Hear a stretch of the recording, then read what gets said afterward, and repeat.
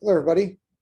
Welcome to the first in our series of lightning talks we're going to have this year. This is a bit experimental. We'll give it a try. We are recording this meeting just for everybody's own sake. One thing I wanted to point out is that we have our Google Chat space, our Lightning Talk Google Chat space. If you're not in it already, please check your Slough Street email. There's an invite there that you can click on to get into that space. We're going to get started. Here's our agenda for, here's our ground rules. The presenter has roughly 5 minutes to present their topic. We're not going to take any questions or comments during the presentation. Instead, we've got separate threads in the Lightning Talk Google Chat space that's available for each talk. So again, you can join this space. If for some reason you're having trouble getting in, just hit me up in Google Chat and I can add you to the space manually. If you have any questions, comments, or compliments, please post them in the corresponding thread during or after the person's talk. And then the presenter can, or anyone else can go back in and address those after their presentation concludes. We just don't want to distract them. And the meeting is being recorded. So here's what we have on deck today. We have Working with Github CoPilot by Jan. We have Monkey C by Dylan. We have Using Docker to Run Apps in Your Linux Workstation by Ed. And I'm going to complete the session with Conditional Formatting in Google Sheets. So Jan, if you're ready, you can take control and start your talk. All right, let me share my screen.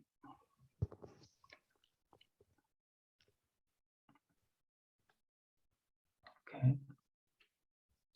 1 second here. Okay. All right. Hey, everybody. I hope you can see my screen all right. I want to show you today GitHub CoPilot. GitHub CoPilot is an IDE plugin for code completion, and it's based on recent stunning advancements of generative language models. So in particular, GPT-3 by OpenAI, to mention here. And you may ask, what's a generative language model? Well, that's a model that can, given it a context, can predict the next words. So, for example, I say when Santa Claus climbed into the chimney, the model would predict the rest of the story. And CoPilot is exactly that, except that it is for code, and it's therefore trained on public GitHub repositories. It's actually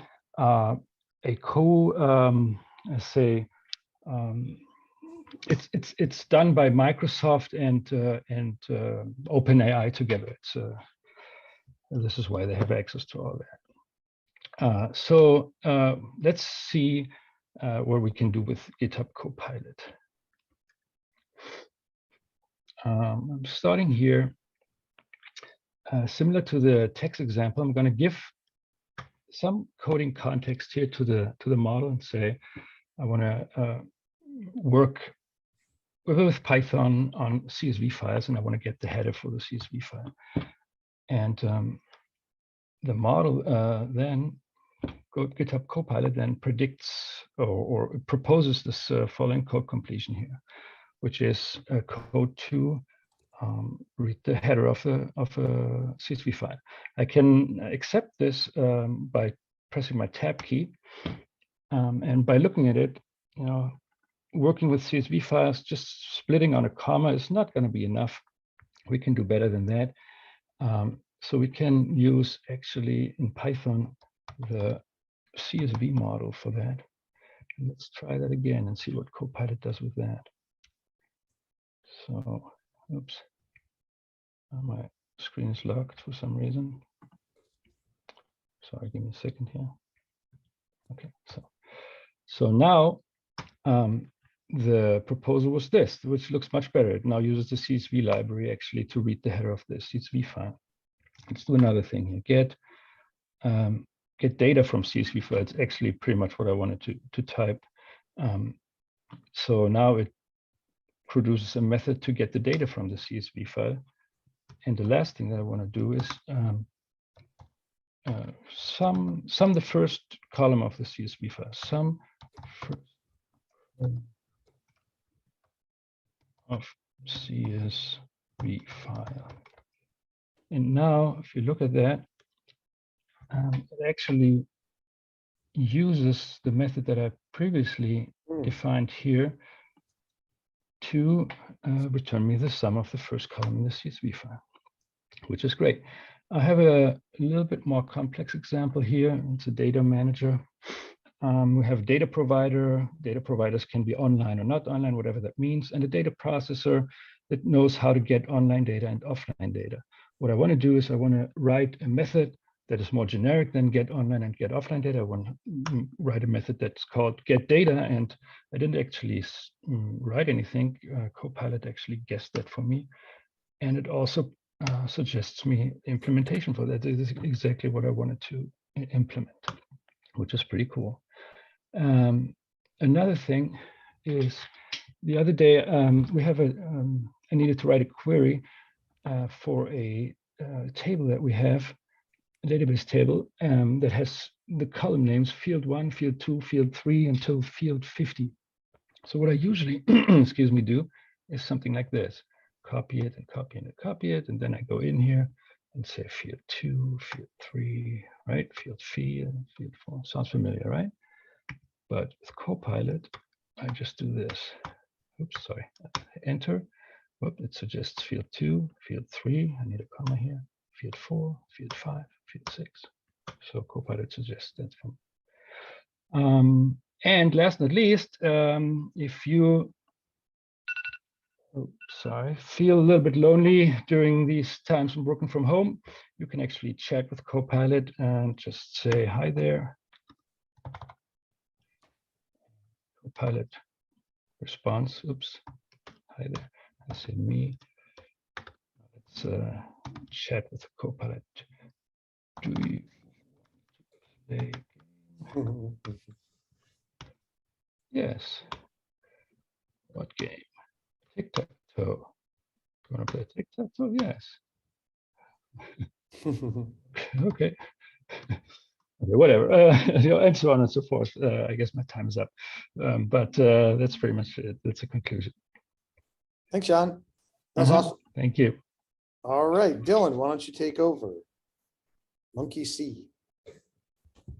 Yeah, mute myself. Okay.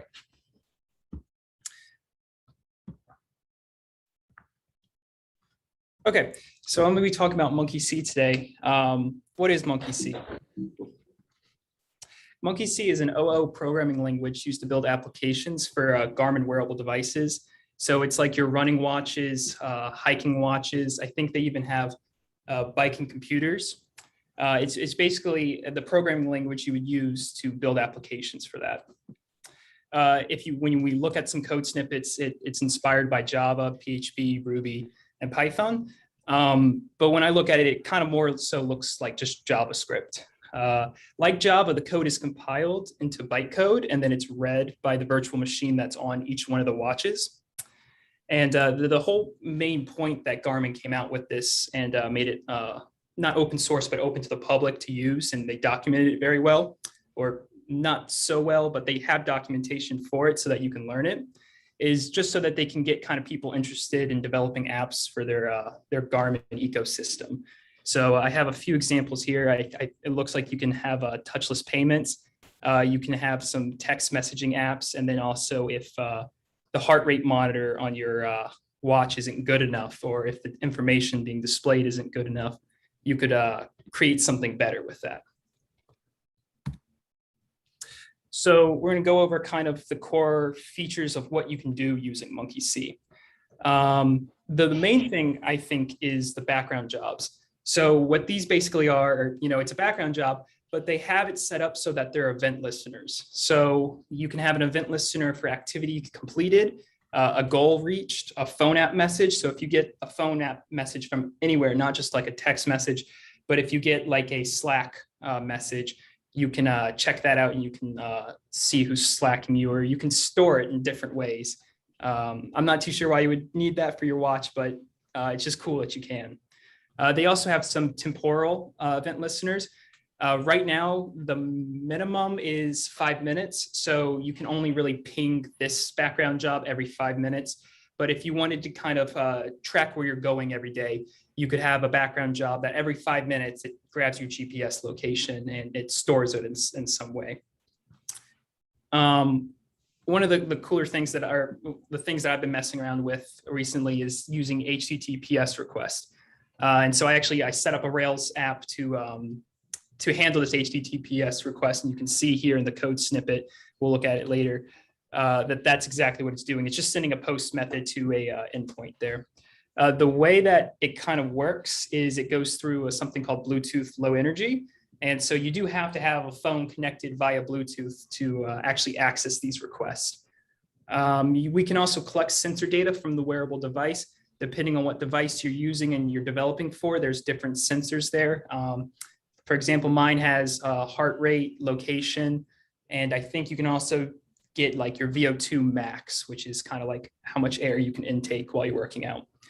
One of the cooler features is you can use OAuth to connect to authenticated web services.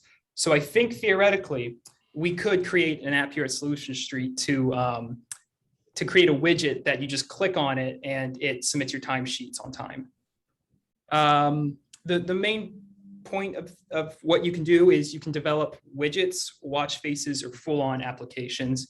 You're going to use widgets if you kind of just want to glance at information, watch faces if you just want it to be on that home page. And then the full-blown applications are when you want to get into background jobs where you don't really want the user to have to interact with the application too much. Maybe it's they want to check to see what their route was this morning, how far they walked this morning. You could build something like that for there if you don't like what Garmin has to offer already. So now we're going to do just a quick short demo. I had a real demo planned out for this, showing the SDK simulator here, but Mac OS for some reason doesn't allow the HTTPS request to go through. It just returns a 404. It works on the actual watch itself and the and Postman and on Windows, but for some reason Mac does not like it. So yeah, I'm gonna just kind of go through the basic structure of how these applications are set up. The entry point is this class poke app, and it's set up here in my manifest. Right here, it just has the entry point. So it knows that when it comes through here, it does its normal initialization. We have two methods here on start and on stop. Currently not using them. Those are basically just if you want to set up some data or if you want to tear down data when your application is starting up. Since this specific application I'm showing now is a widget, all we really care about is this get initial view. And you can see that I'm passing in the view. So I'm passing in the layout here. And then I'm also passing in the input delegate, which in this case is just what controls the keyframes and where you click. For the view, we can see here that the one method that I'm really calling here is the set layout. And so this goes and grabs from my resources and it goes and grabs this layout.xml. It's just a markup language. And you can see that the text is poke. You can actually see that right here. That's what's happening when I click on that. And then the last thing that happens is when we're clicking on that delegate, we actually come through and we create a poke contact, and then it calls a method called email. And you'll recognize this from the code snippet we had where it comes through and it makes an HTTPS request. I think that's all my time. Let's stop. Awesome. Yeah, I could see a whole tech topic just on that Monkey C language and using it with the Garmin devices. Thanks, Dylan. All right, we'll turn it over to Ed whenever he's ready. All right, let me share my screen and start my timer.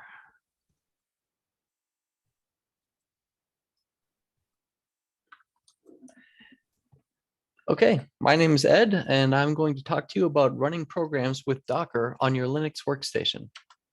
So, rhetorical question, how many people here have heard of a program called Octave? Don't worry, hopefully no one. It's more fun that way if you guys have never heard of it. Okay, so the goals from this presentation, what are we trying to accomplish? Well, ideally, we would like to be able to run some piece of software, Octave in this case, without leaving an install footprint on our workstation. We want to use that software to be able to create and modify files. That's a footprint we're okay with. In other words, when we're done with this, we only want the files we've modified to be left, and we want to have no trace that Octave was ever installed on our system. And we want to end up being the owner of files that we create on the host. For people who've used Docker before, they might be familiar with why this is a problem. We'll go into it a little bit. And then wouldn't it be great if the application we were using had a GUI and we could actually access it through that GUI? And I can hear you saying, Ed, are you serious about that? Well, wait and see if you don't believe me. Okay, so the Docker file that I'm building this from. You'll notice that the base image I'm starting with is Ubuntu. Then I'm installing Octave. And then I pass in some build parameters, UID, GID, username, user group. Those are all passed in at build time so that I can create a user in the container that has the same UID and GID as the user that is running it on their Docker host. I then add that user to the sudoers file with no password so that they can do whatever they want within the container. I then switch the context to that user. I then set the working directory. And then to make the demo easier that I'm going to do, I copy in a file called myplot.m, which is an Octave file. And then by default, when run, the container will run Octave with the no GUI switch. Okay, so let's kick the tires a little bit. Try out the demo. So first, I'm going to run a command that builds the container. Like I mentioned here, I'm passing in 4 build arguments, and those build arguments, I'm using the current context to pull in the user ID, group ID, username, group name of the current user, and I tag it as eMcDonough Docker demo. All right, built. Second, I'm going to run this without specifying any special command, meaning using the default command. When I do that, you notice I'm dropped into an Octave shell. So now for people who don't know what Octave is, actually, let me point out that the file that I copied in the Docker container is there. And so now we can see what Octave is. Octave is mathematical software. So here I've plotted the cosine function on my terminal, which is pretty cool off the bat, but wouldn't it be nicer if we had a GUI to do that? So now what I'm doing when I start this Docker container that I've already built, I'm bind mounting the X Windows socket in the container to the one on the host. And then I'm also bind mounting the current working directory in the container to a directory on the host. And it'll make more sense why I'm doing that in a second. But look how cool that is. I'm get a GUI.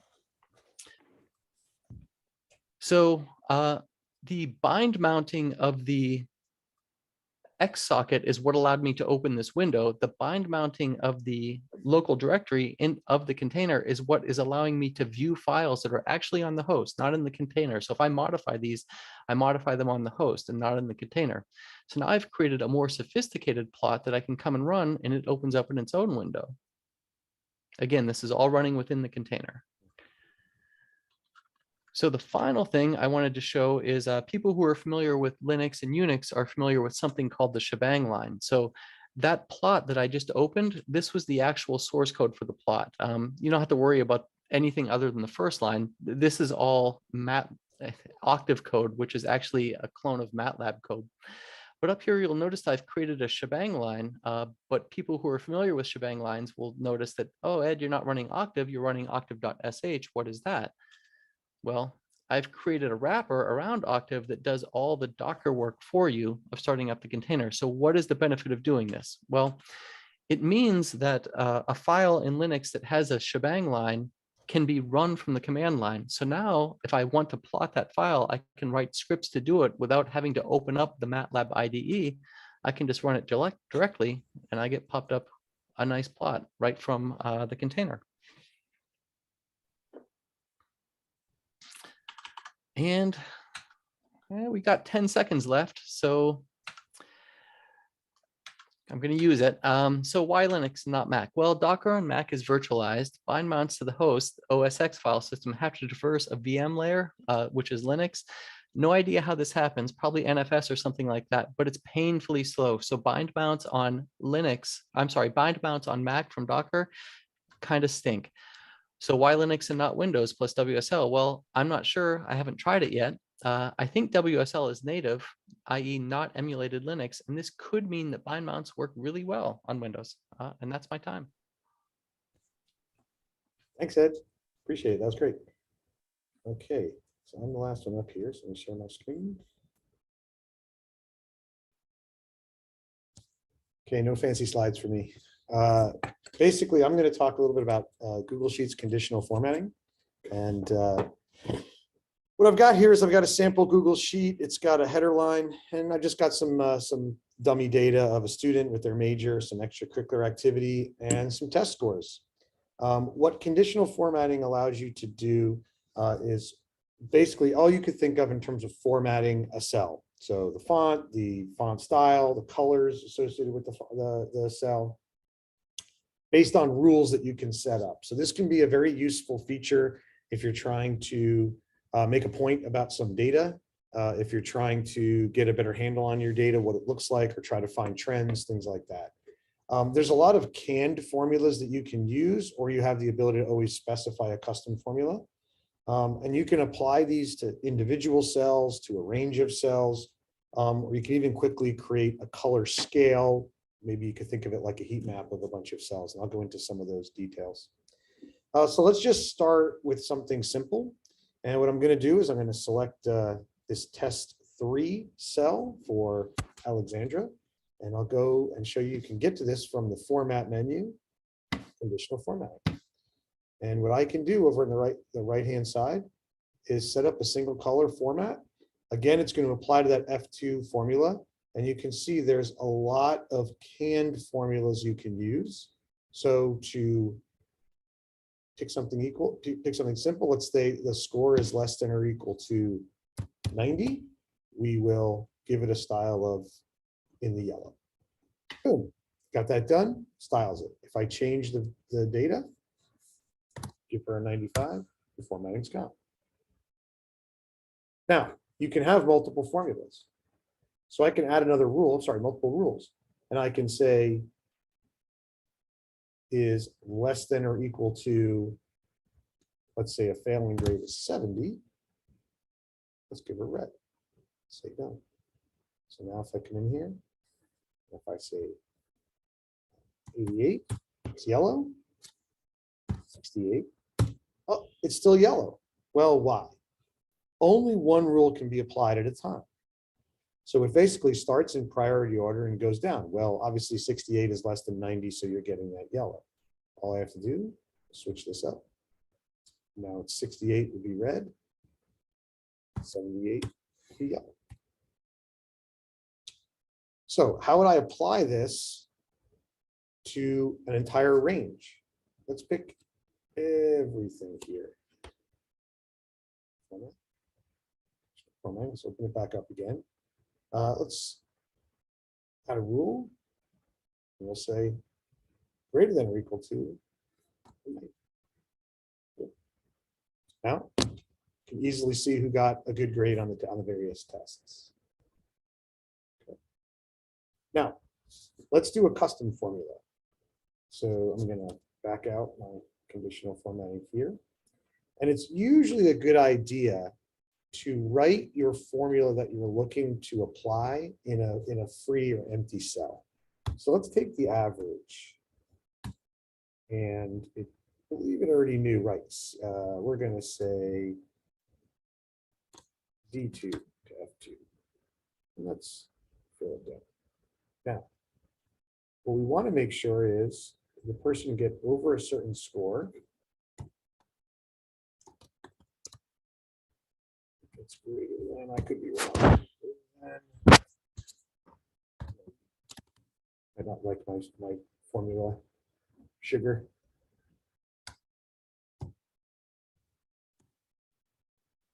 Okay, there we go. Great, it's just GT.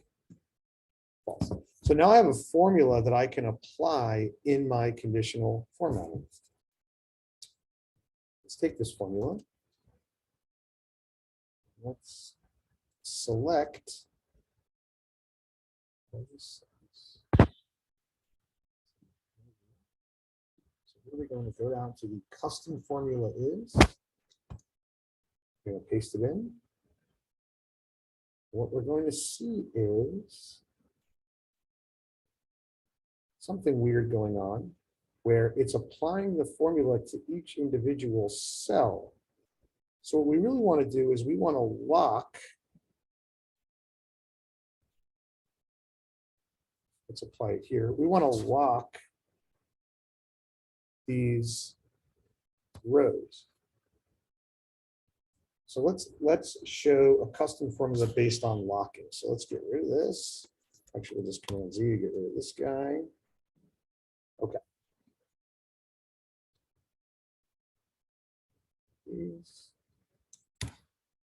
What if I wanted to put up here what a passing grade is? 85 is a passing grade. So now what I want to do is I want to say, let's write a formula. So equals greater than the average of these cells.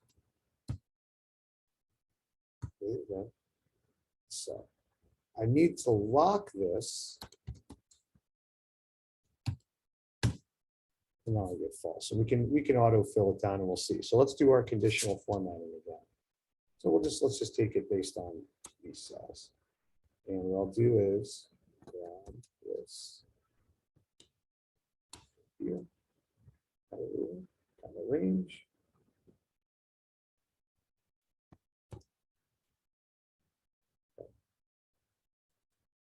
Now this is interesting. Why is this saying that this is greater than an 85? So I think what I need to do is I need to make sure I'm locking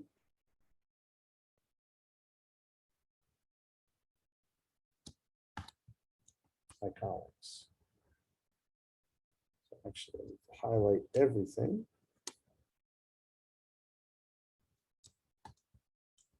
I could have plugged in something here.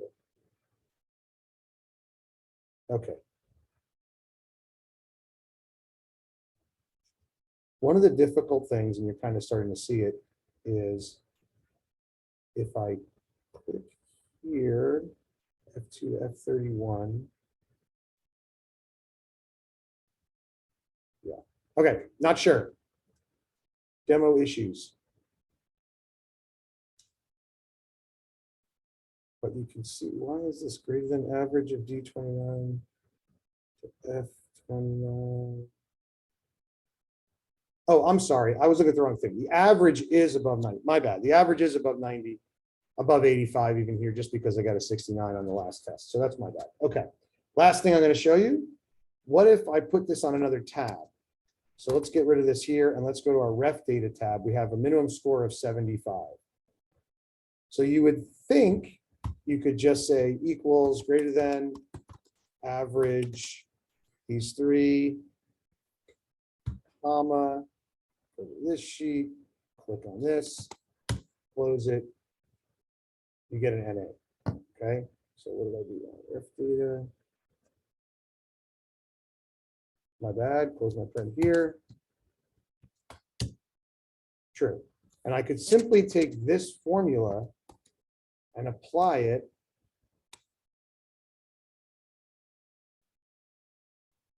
here.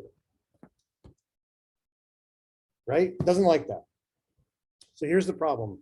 If you have a separate sheet with some kind of reference data, Google Sheets conditional formatting can't work with just a simple reference to another sheet. What you have to do is you need to use and I learned this just the other day, an indirect function.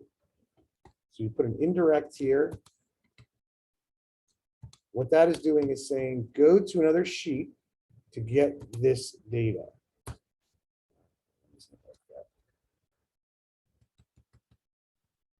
Correct. Yeah. And I think I set my minimum score 75. So we've got a lot of people passing, just a few people with failing grades here.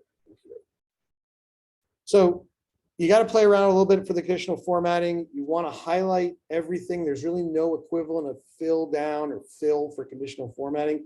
You have to select your range that you want and then go and add additional rules. When you look at the rules, you can, again, bold, italic, underline, all kinds of options. That is my presentation. Figure out how to stop sharing. Okay. That's it. I hope everybody enjoyed the lightning talks today. This is our first one for Ed, for Dylan, for Jan. Thank you as our initial lightning talk volunteers. You're getting a Starbucks gift card sent your way. Look for your email later today for a small kind of thank you for presenting here today. Hope everybody enjoyed it. If you have questions, comments, feedback, please put it in the Lightning Talk chat group. If you want to sign up for one, there's a link that I've sent out a few times to the Google Doc that allows you to sign up, even if you're not sure of what your topic might be. As you can see, simple, straightforward, quick demo, something like that, and people can get some value out of this. Have a great afternoon, everybody. Thanks for stopping by. Thanks. Thank you.